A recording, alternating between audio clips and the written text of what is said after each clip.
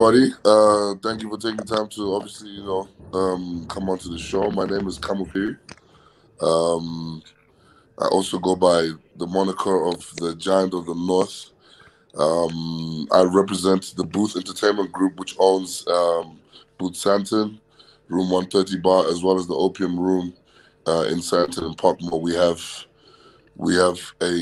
one building that accommodates three spaces. I'll try and describe each space as best as possible. Room 130 Bar is an Afro-urban bar concept, which includes Afro-urban cuisine, as well as a high-end aesthetic that obviously attracts your more premium Afro customers in the Sandton area. Um, the Opium Room. The Opium Room is a quaint 18-table space with premium design and aesthetic as well that we offer to people who are doing smaller scale events or let's say private parties and private functions. But during the lockdown period, we've actually been able to utilize it now more for uh, day-to-day experiences. So, for instance, if we have an overflow in room 130 bar, we can have people in the opium room as well. It's got a different sound setup, different everything in there. Then we go to the Beast. The Beast is Santon. Oh, sorry, Boot Santon. Boot Santon is originally Sway. People knew it as Sway back in the day. But now it is Boot Santon. It is a premium champagne bar and lounge. Probably, yeah, top three or four high-end bars currently in Africa. Take it away. Thank you so much, Mo. Similarly, like Kholo was saying now, my entrepreneurial journey is pretty much the same. I came to South Africa in 2002 to study human resources management after I had traveled to the UK and did a little bit of time in America, just as, a person who was moving up and down. But fast forward, arriving in South Africa, huge culture shock. I'd never actually even experienced South African house culture, is what bombarded me when I got here.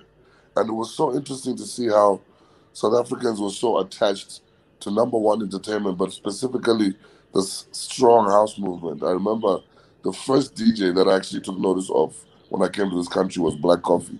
And that was huge for me because I saw the way he orchestrated crowds and like just from this sound, this weird sound that I couldn't make sense of because I obviously naturally was coming from a hip hop background. That time, Afro beats was not necessarily a major factor by then. Slowly over time, as I continued to study at VUT, I started to put together a few parties, a few events.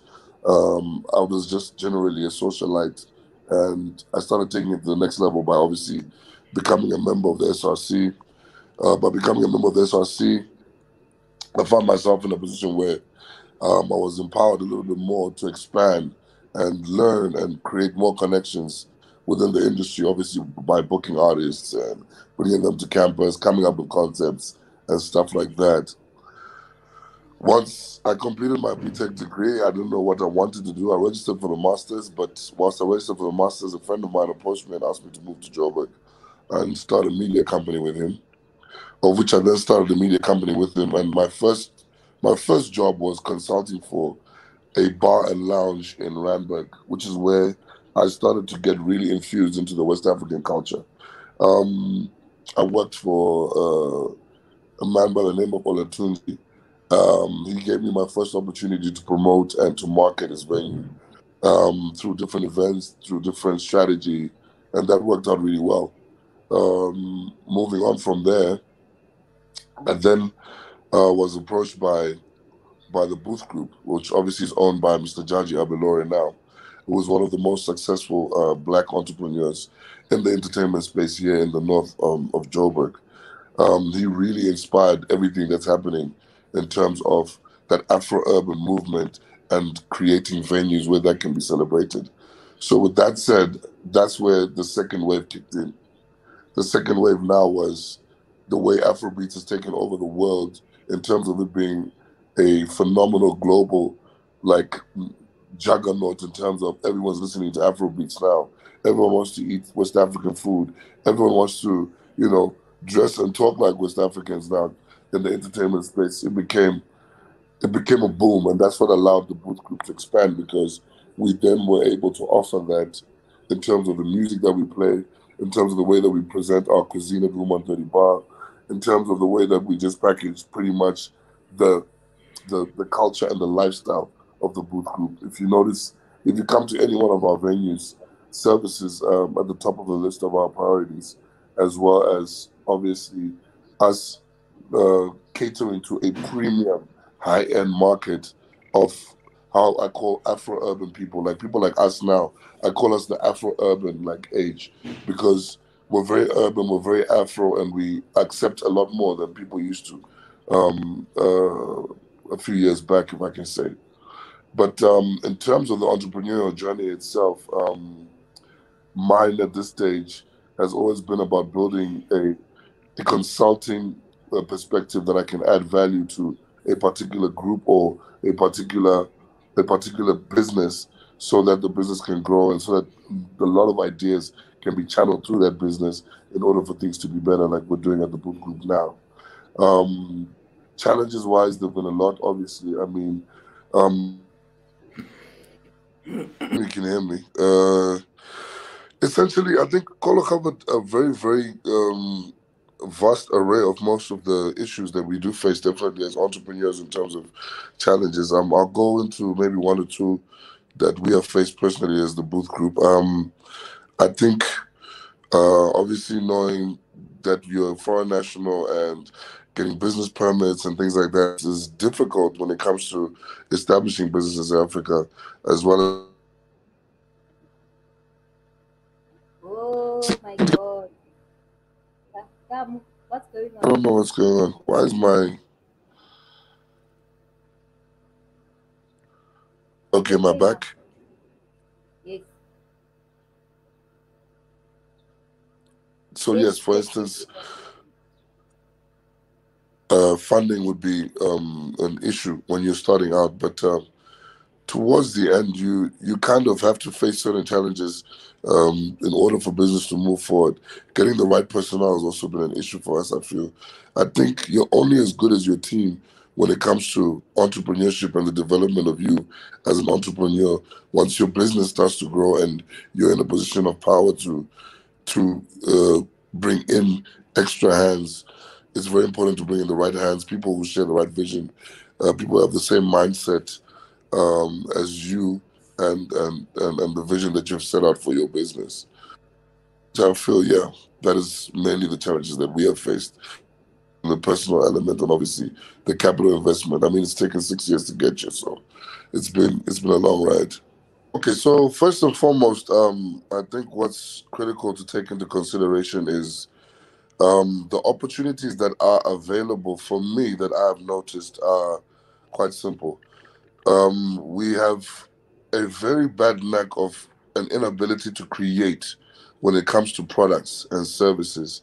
I've noticed that a lot of the products and services that we are selling on behalf of do not belong to us as Black people, of which I don't want to turn it into a race discussion, but I think it's important that people who are listening or watching, they need to understand that there's a lot of things that we sell in these entertainment spaces, in these nightclubs, in these bars, that people can take advantage of. There's a lot of services that people can take advantage of. For instance, we have people who supply us with ice, or people who supply us with tissue paper, or people who supply us with cleaning materials. But all these products are not owned by our own people. The biggest opportunity is actually in the products. If you are in a space, I remember coming up in the business, what I used to do is I'll go to rival businesses and see what they have that we don't have. That once I inject or once I propose to the ownership to say, look, this is what I've seen, this is what I think we can add in terms of value here. I would then try to find myself in a space whereby if I can produce it or my colleagues can produce it, then why don't we produce it and sell to the business so that we're not just looking at living off salaries, we're looking at making some sort of income. And I think that's the main core area for me to say, look, if it's about opportunities, let's become a community of people who produce. Let's be a community of people who can compete with other products that are there. It doesn't matter how big the brand name is. It's about how well you curate it and how well you produce it, and how competitively you can put it into the market. To answer the second question, which would be, what would I ask? What would I advise my younger self? Wow, I was very wild when I was young. I think I'm still as wild, just about 50% less. But I feel my younger self, as College just say now, I think religion is very important. Understanding who you are, where you come from, and nurturing and believing in yourself is also very important. I, on on the other hand, have always been a more of an extrovert than anything else. Hence, I found myself in nightclubs by the time I was 13 years old. So that gave me a little bit of an edge over other people because I found it easy to go out, interact with people way older than me, and then be groomed, let's say, or mentored, let's say, by people without them even noticing. I mean, some of the oldest club owners in in in let's say Botswana, Zambia, South Africa, Zim, I've known for years based on that fact of me coming out very early, which obviously my mother hated, but I guess she kind of understands now that it was a passion thing more than anything else. But definitely, yes, I would tell my younger self to be more grounded, to be more focused, um, and to be more inclusive, and to change the narrative of the conversations that you have from a young age. I'll give you an example of my son, who's 13. Our biggest argument that we have is he's not focused on what it is that's going to build him, and he has the years on him to be a much greater version of me or even himself. If he just takes this little bit of advice that I'm giving him, that look, the way he wants to grow up is not the way he needs to grow up. He needs to grow up as a person who takes responsibility.